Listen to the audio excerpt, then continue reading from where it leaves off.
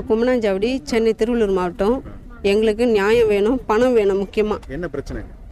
லீஸுக்கு விடுறேன்னு சொல்லிட்டு எங்கள்கிட்ட 5 லட்ச ரூபா பணம் வாங்கியிருக்காங்க. அது ஹவுஸ் ஓனர் சம்மந்தப்பட்டு தான் சாவி அங்கே கொடுத்துருக்காங்க. ஹவுஸ் ஓனருக்கும் இவங்களுக்கும் சம்மந்தப்பட்டு தான் சாவியை கொடுத்துருக்காங்க.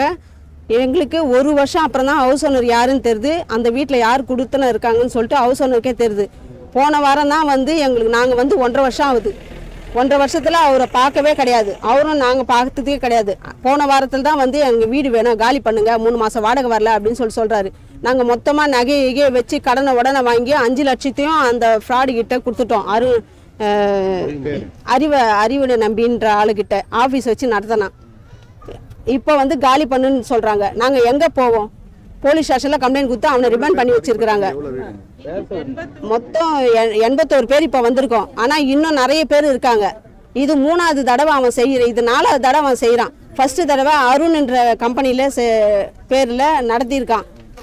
3 வருஷத்துக்கு 3 வருஷம் கேப் விட்டு செய்கிறான். 2வது அசோசான் கம்பெனி, 3வது சன்ஸ்கிரீன் ஒரு கம்பெனி. இது இப்போ 4வது ஸ்ரீ கேபின்ற கம்பெனி. இப்போ எங்களுக்கு வாழ்வாதாரம் பாதிக்கப்பட்டிருக்குது. எங்களுக்கு பணம் வேணும். அதனால எங்கள் கமிஷனர் ஐயா தேடி வந்திருக்கோம். நியாயம் வேணும். இப்போ ஹவுஸ் ஓனர் எங்களை காலி பண்ணி இப்போ கூட ஃபோன் பண்ணுறாரு ஹவுஸ் ஓனர். நாங்கள் என்ன பண்ணட்டும் சொல்லுங்க. எங்களுக்கு நியாயம் வேணும், பணம் வேணும். நான் 1.5 வருஷம் இருக்கேன்.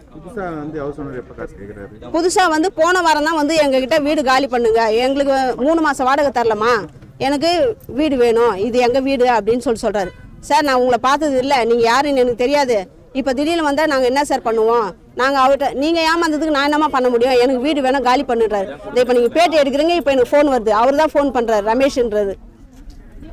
எனக்கு பணம் வேணும். எங்கள் எல்லாருக்குமே பணம் வேணும். வாழ்வாதாரம் முழங்கி கிடக்குது. என் பேர் ராணி சார். நான் இங்கே திருநின்ற ஒரு பக்கத்துலேருந்து வந்திருக்கேன். நான் 2 மாதத்துக்கு முன்னாடி தான் அந்த இடத்துல லீஸுக்கு போயிருக்கேன். 4.5 லட்ச ரூபா கொடுத்து 3 இயர்க்குன்னு சொல்லிட்டு அக்ரிமெண்ட் போட்டு போயிருக்கேன் நான் அந்த வீட்டுக்கு. இப்போ என்னென்னா 3 நாளைக்கு முன்னாடியிலேருந்து ஹவுஸ் ஓனருன்னு ஒருத்தங்க வராங்க. வந்துட்டு இது என் வீடு, நீங்கள் காலி பண்ணுங்க அப்படின்னு சொல்கிறாங்க. நான் என்னடா புதுசாக ஒரு ஆள் வராங்களேன்ட்டு நான் பயந்துட்டு அடிச்சுட்டு நான் எந்த கம்பெனியில் போயிட்டு நான் இது அக்ரிமெண்ட் போட்டேனோ அந்த ஆஃபீஸ் கிட்ட போய் பார்த்தா ஆஃபீஸ் மூடி இருக்கு. என்ன ஏதுன்னு பார்த்தா ஆல்ரெடி அங்கே நிறைய கூட்டமாக இருக்குது. அப்போ தான் எனக்கு தெரியுது அவர் சீட் பண்ணிட்டாரு அப்படின்னு, அரெஸ்ட் பண்ணிட்டாங்கன்ட்டு. அதுக்கப்புறம் போலீஸ் ஸ்டேஷனில் போயிட்டு என் டாக்குமெண்ட்ஸ் எல்லாம் ஒரு ஜெராக்ஸ் எடுத்து கொடுத்துட்டு வந்திருக்கேன்.